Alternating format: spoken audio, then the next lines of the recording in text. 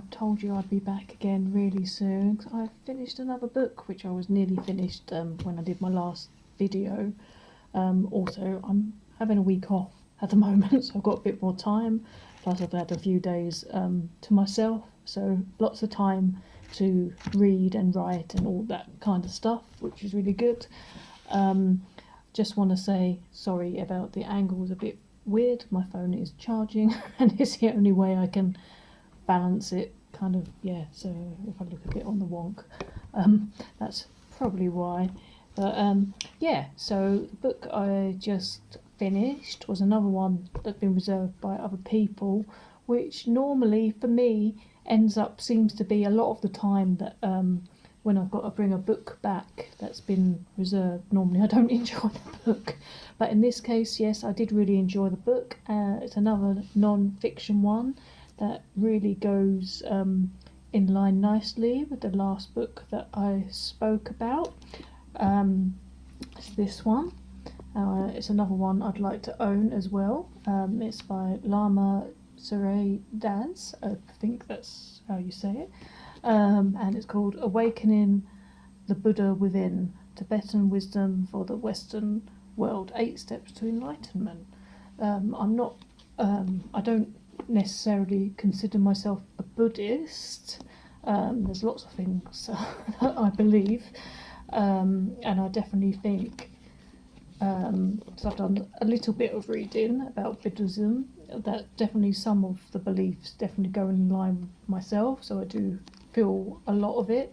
So I'm really interested to learn more about Buddhism, because I find a lot of it makes a lot of sense, and it's just, yeah, it just really feels, yeah, it feels right for me. So hence why I borrowed this book, and it was really, really good. It's quite a big book, as you can see. It was really, really good, this book. It's not written in a hard way to read at all, even though it might look a bit daunting, and obviously just even the title and the name of the writer might also feel a little bit daunting, and that it may be a little bit heavy going. Actually, it really wasn't. It was written in a really down to earth, easy to understand manner, which I really, really liked.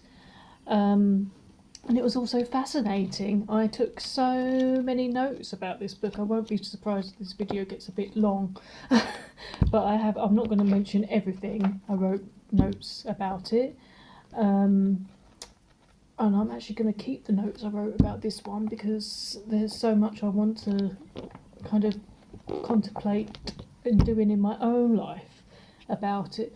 It just made me really feel like Buddhism is so down to earth, although, you know, you may think of it as being like really, really spiritual, etc. And of course it is very spiritual, but it's very in line with another belief that I do have, and that is in shamanism, which I've done 6 years training in. There's a lot of similarities between the two, actually. One of the first lines in this book was, enlightenment is not about becoming divine, but more fully human, and I really, really like that. And also that the Buddha never said he would give you no, sorry, I'm reading that wrong. The Buddha never said he would save you. In Buddhism you save yourself, and yeah, that is so true as well. And it talks about illusions and attachments, which is something we talk about in shamanism as well, that by letting go of illusions and attachments in your life frees you basically to be happier.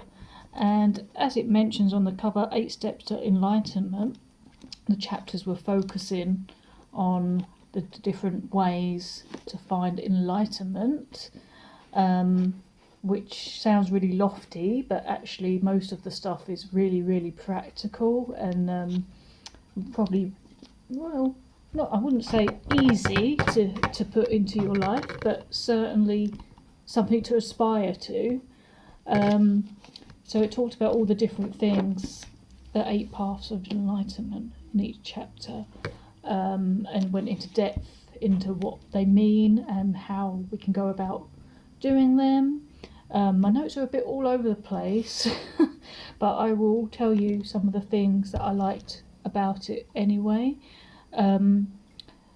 There was a bit about death, which I found really fascinating. Again, it's got that connection with shamanism as well. I'm just going to find the page because there's a quote. Here we go. And the quote was, "If I had my life over again, I should form the habit of nightly composing myself to thoughts of death. I would practice, as it were, the remembrance of death. There is no other practice which so intensifies life.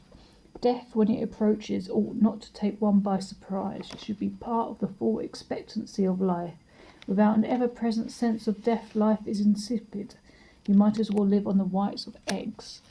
And apparently the Buddha said we should all keep the reality of death in the forefront of our consciousness so we can better prioritise our daily activities and thus better direct our attention to that which is most significant and meaningful to us, which makes loads of sense. So that's like living life to the full, isn't it? Making sure you do all the things that you really want to do. Some people view that they think about death as pessimistic, but that's not its intention at all. I get the same when I say a quote I learnt in my shamanic training about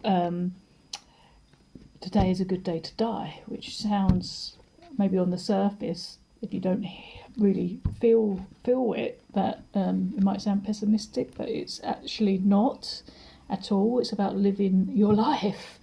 The Buddhists don't contemplate death because they're morbid, but they focus on death as a means as approaching life.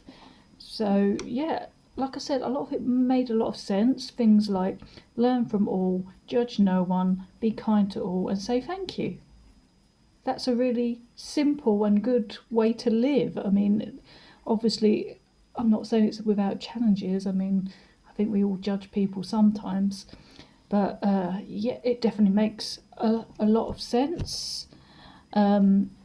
And it's not like the writer says, oh, you have to be perfect and all these things. It talks about integrating these various ethics and behaviours, and that the focus is on the process rather than the end game. Yeah, because it can be challenging to achieve all the things to perfection. I think I'm getting there.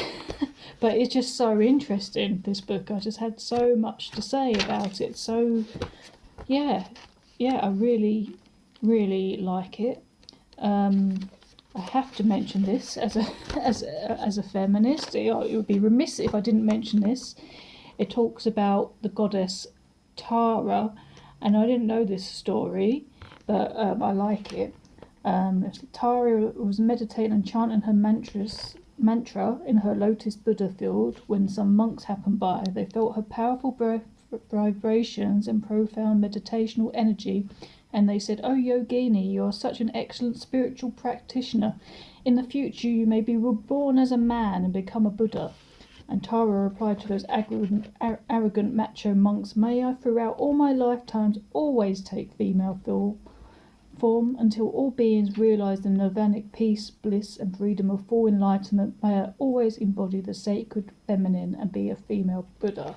So yeah, I mean, I like Tara anyway, but I like her even more for that. There's also, towards the end, there's meditation practices to try, and he gives recommended reading of other books you could read about Buddhism, and also gives lots of advice towards the end as well if you want to explore more on Buddhism, including very realistic and very wise things about how to avoid like cult-like behaviours and teachers, and acknowledges as well that you'll still have a lot of questions to ask. So yeah, so I knew I'd talk for ages about this one because it was just so good.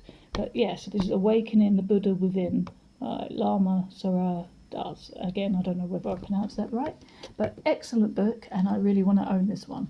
And I'll leave it at that now because I've talked on long enough, and I'm sure I'll see you again very, very soon. Bye.